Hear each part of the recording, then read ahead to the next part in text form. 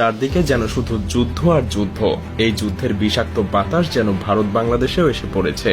যে কোনো মুহূর্তে ভারত বাংলাদেশে আক্রমণ করতে পারে, কারণ সাম্প্রতিক সময়ে ভারতের সবচাইতে বড় মাথা ব্যথার কারণ হয়ে দাঁড়িয়েছে বাংলাদেশের রাজনৈতিক প্লট পরিবর্তন।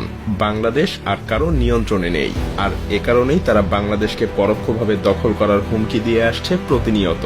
যদিও এগুলোকে রাজনৈতিক বক্তব্য বলেই উড়িয়ে দেওয়া যায়, কিন্তু আসলেই যদি ভারত এমনটা করার চিন্তা করে থাকে তাহলে কি পরিস্থিতি দাঁড়াবে?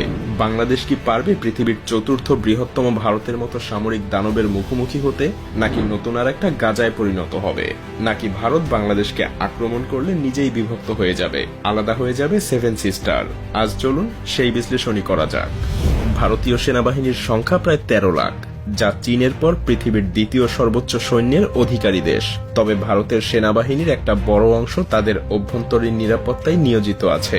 কাশ্মীর, মধ্যপ্রদেশ এবং পূর্বাঞ্চলের 7টা রাজ্যের, যাদেরকে আমরা সেভেন সিস্টার হিসেবে জানি, সেখানকার বিদ্রোহীদের দমন করতে ভারতীয় সেনাবাহিনীর একটা বিশাল অংশ সেখানে নিয়োজিত আছে, আর তাদেরকে সেখানে থাকতেই হবে। তা না হলে সেভেন সিস্টার সহ আরো বেশ কিছু রাজ্য বিভক্ত হয়ে যাওয়ার প্রবল সম্ভাবনা আছে। অন্যদিকে পাকিস্তানের সেনাবাহিনীর অ্যাক্টিভ রিজার্ভ সবকিছু মিলিয়ে সংখ্যা প্রায় 7 লাখের কাছাকাছি, যাদের একটা বড় অংশ সবসময় ভারতকে আক্রমণ করার সুযোগ খুঁজতে মুখিয়ে থাকে।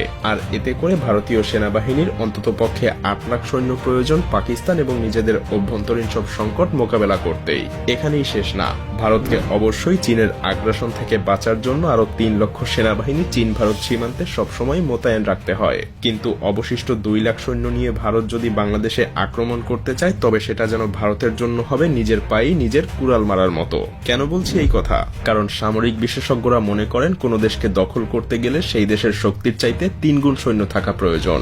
মজার ব্যাপার হলো, আপনি যুদ্ধ বিমান দিয়ে শত্রুর দেশকে শুধু ধ্বংসই করতে পারবেন, কিন্তু দখলে নিতে গেলে অবশ্যই আপনাকে সেখানে মোতায়েন করতে হবে পদাতিক বাহিনী। আর তাই ভারতের 2 লাখ সৈন্য দিয়ে বাংলাদেশকে দখলে নেওয়া সম্ভব না, কারণ বাংলাদেশের সেনাবাহিনীর সংখ্যাও একেবারে কম না। আর তাই বলাই যায়, এই পরিস্থিতিতে ভারতীয় সেনাবাহিনীর জন্য বাংলাদেশকে আক্রমণ করা অসম্ভব হয়ে দাঁড়াবে। তবে এখানে চীন পাকিস্তান নিজেদের স্বার্থে ভারতকে সীমান্ত থেকে দূরে ব্যস্ত রাখতে বাংলাদেশকে অস্ত্র দিয়ে সহযোগিতা করার সম্ভাবনা অনেক বেশি, যা ভারতের জন্য কাল হয়ে দাঁড়াতে পারে।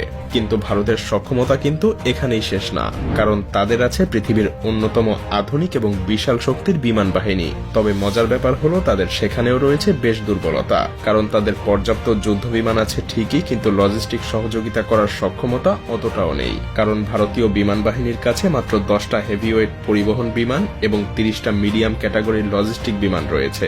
অথচ ভারতের মতো একটা বিশাল দেশে সৈন্য এবং রসদ মোতায়েন করতে এই কিছু ট্রান্সপোর্ট বিমান কোনোভাবেই যথেষ্ট হবে না। যেমন 2020 সালে চীনের সংঘর্ষের সময় ভারতের